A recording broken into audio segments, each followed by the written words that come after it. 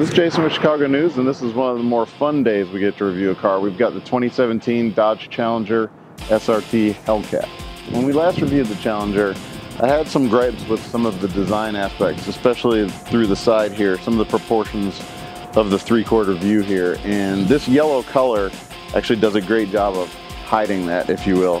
Now, I'm not going to say that I'm in love with this design, but with this color, this car is really good looking. Up at the front, you've got this really deep chin splitter, this really aggressive looking grille and headlight combination, and this ram air intake. Basically everything about the front of this car says that it means business. And when you're in front of it and you hear that supercharger howl, you better get out of the way. When you go to add gas to this Hellcat, which you're gonna have to do fairly often, it's a really cool looking gas cap, but there's no place to actually hang this cap. There's a little hook here that says for you to hang it there, but it doesn't really stay. It's really easy to knock off of there. For a car that costs $70,000 and you're gonna have to add gas to fairly often, this isn't a really good solution. There's really not much to differentiate this visually from a standard SRT Charger or a Scat Pack or anything like that, except for this Hellcat badge. And we kind of like that it's really subtle like that. It doesn't have Hellcat plastered all over the side and big letters across the back. It's really just these badges that let you know this one is the one with 700 horsepower. Well, after looking at this car again in this color, I have to admit, this is fun to look at. Now that I've admitted this Challenger is fun to look at from the outside, the real fun comes.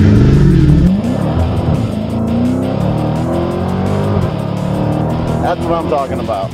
It still blows me away every time I realize that you can buy a car off the showroom floor that has 700 horsepower and relatively skinny tires. This thing's basically made to do burnouts.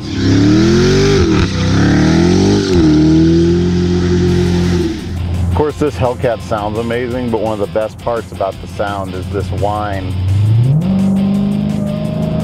that you get at part throttle. That supercharger whine, that belt-driven supercharger. It just sounds cool. There's no other way to describe it.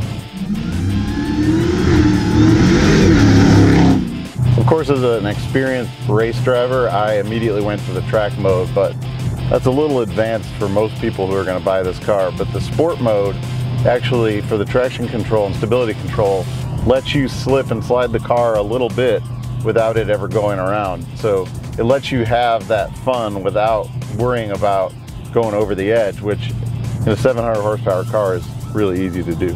It's really bumpy even in the comfort modes of the suspension. So, you know, I'd love to say that this is a great, comfortable, everyday driver that turns into a beast when you click it over to track mode, but the honest answer, this thing's just a beast all the time. But let's face it, if you want to buy a Hellcat, you kind of want a beast all the time. As far as the interior goes, this is another gripe that I have with this car, but it's another one that I've gotten pushback for in previous reviews. And the dashboard feels a little bit cheap. You can hear it creak when you press on it. And this is a $70,000 car after all, but your money's going to the engine, the brakes, the suspension, the things under the car, not necessarily to these.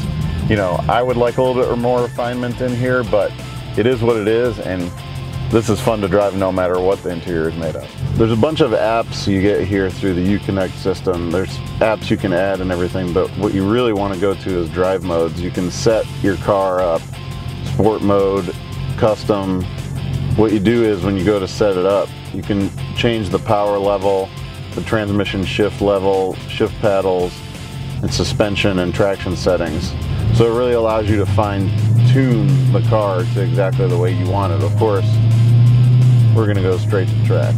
There's optional safety features as well that our test car has. You got blind spot monitors, collision alert, rear cross traffic alert, some of the features that you might expect, you know, from an everyday family car.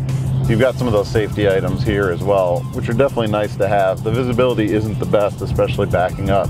The design of the whole greenhouse doesn't lend itself to seeing out the back, so having that cross traffic alert is very handy. Of course, the big question always is, what can this thing do?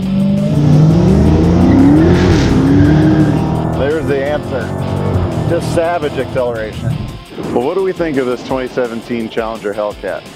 Well, of course we love it. This is about as much fun as you can buy from a manufacturer. 700 horsepower, it goes like stink in a straight line. May not be the best handling car on the market, but if you want to do burnouts all day long, this is your weapon of choice. And you get to do it in a really cool retro looking package.